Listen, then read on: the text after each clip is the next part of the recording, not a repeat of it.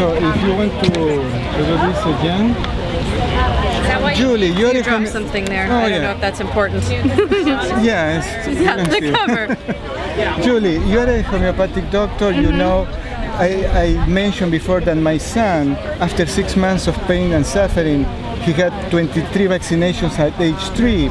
It messed up his immune system and he developed an autoimmune disease. He was healed by a homeopathic doctor in India who sent us the homeopathic remedies names by email. Right. He never charged us a penny. Oh, that's fabulous. And with energy healing. That's why, being an engineer, I became a Reiki practitioner. Oh, Tell me, great. how homeopathy can help a kid with an autoimmune disease caused by excessive vaccination or any problem? Anything.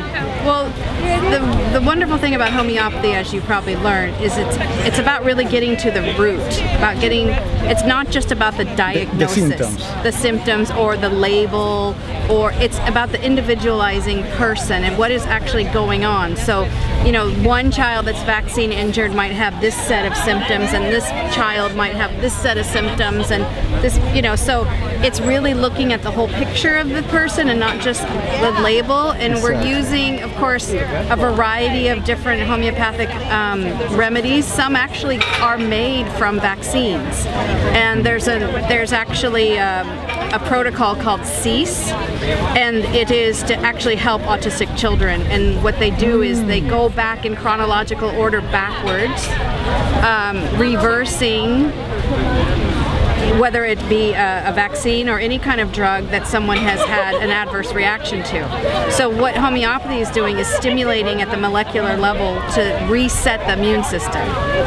And again, it's not just about the label, it's about what is going on with the individual, not just a set of symptoms, but really looking at the whole person mentally, physically, and emotionally. So, and again, even with the physical symptoms, we're really delving into the modalities, what we say in homeopathy, like what makes something worse, what makes something better. You know, we're really delving into the very specifics of that person and what they are experiencing in the dis-ease of whatever it is.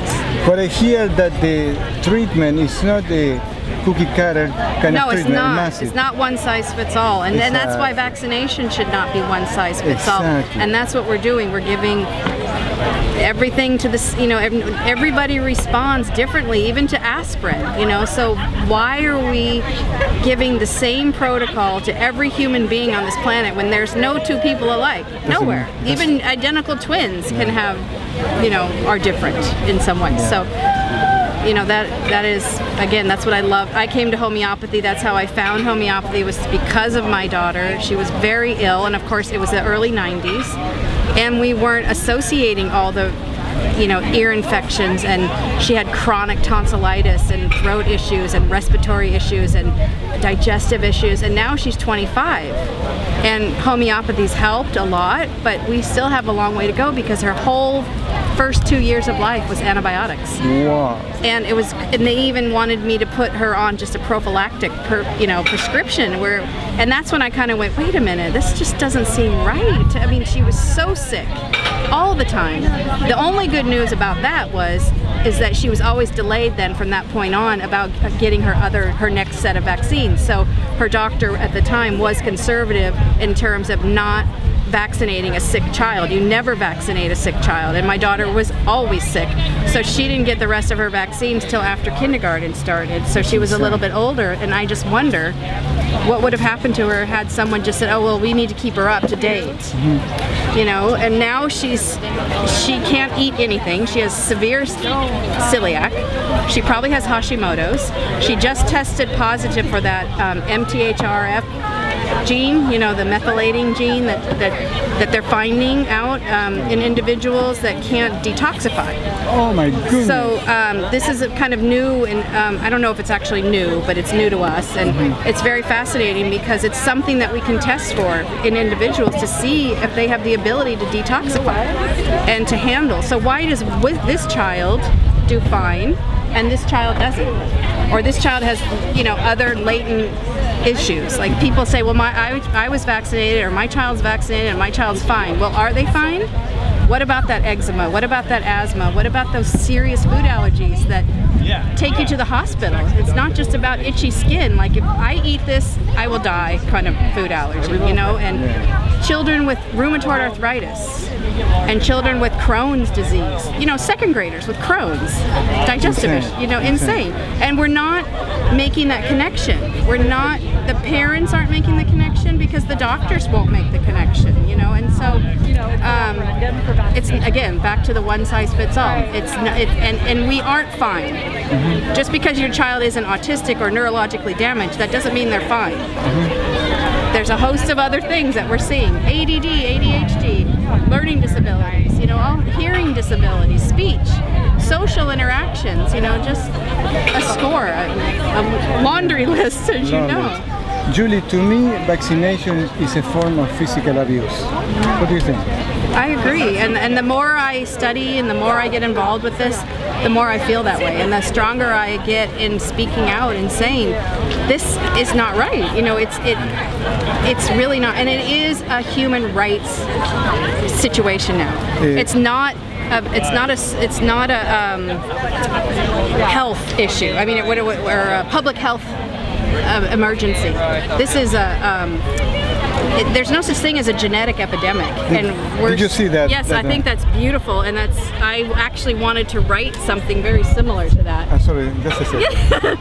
Come back. So no, it's perfect. It's beautifully written. It's very nicely written. So I believe. What do you think if we have Jen, could you check this? What do you think? I believe that vaccination should be optional. The parent who wants to vaccinate, they can choose not to do it. What do you think about that? Absolutely, and the people that are choosing to vaccinate, I really want to caution them too. What are you agreeing to when you vaccinate? You know, what are you signing up for?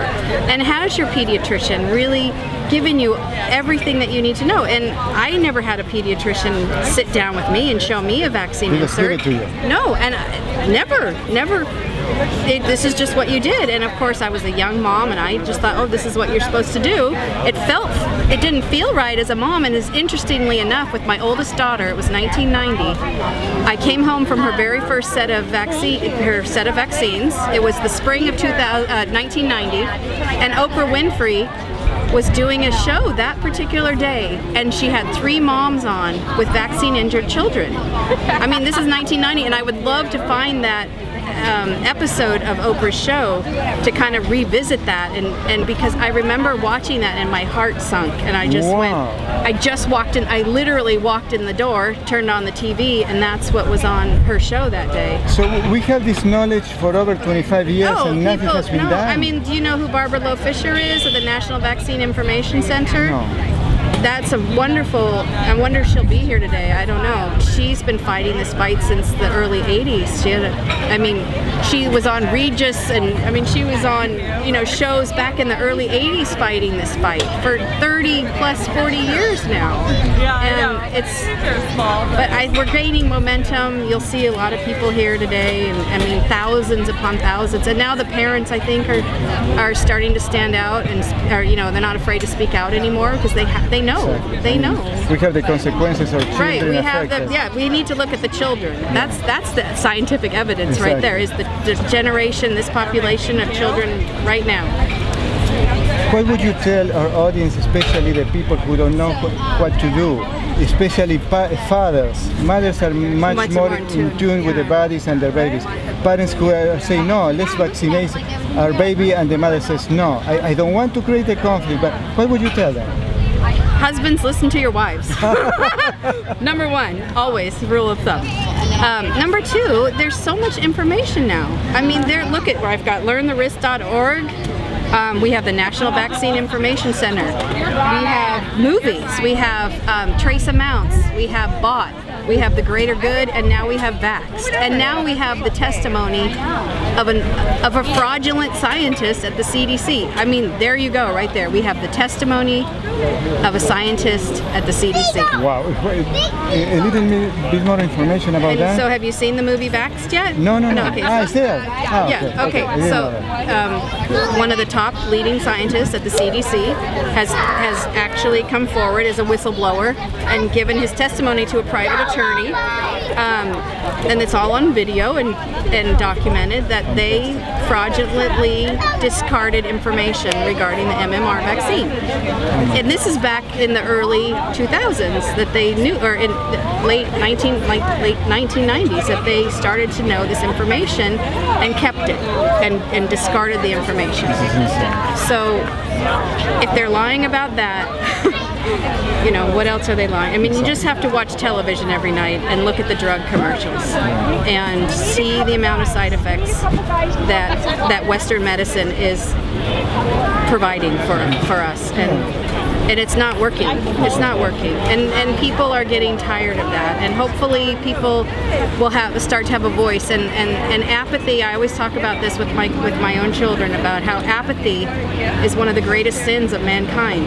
If we sit back and we know something in our gut, and we know something that's true, but yet we don't do anything about it, and we don't speak up, that's a sin. Yeah. That's a sin against humanity. And this whole thing, once you know something, you can't unknow it. You can't not know it anymore. And you cannot hide it either. You can't hide it. You can't hide the truth. And I mean, I'm fortunate that I don't have an autistic child, but I have a child with serious, she probably has Hashimoto's, which is a thyroid condition.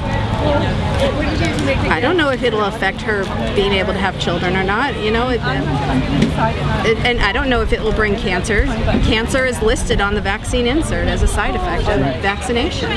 So you say, oh, my child's fine.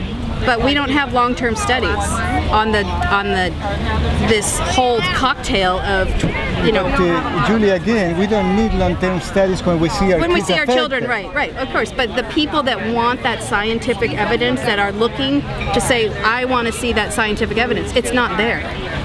Because it's not convenient to produce it. No, and it's going to cost money, and it's going to take away from the vaccine manufacturers. So anyway, as a homeopath, I was able to help my daughter back then, and then because of what I saw with the use of homeopathy, I started studying it, and then when my kids got older, I became a homeopath myself.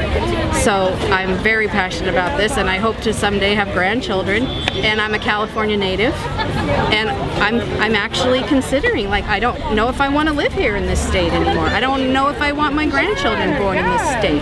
Do you practice here in Los Angeles? I'm in San Diego, actually. Well, I would like to have your information, because I'm going to put your information at the end of the video. Yeah, well, thank you so much. Thank you so much, Julie. Yeah, it was great, and I'm sorry.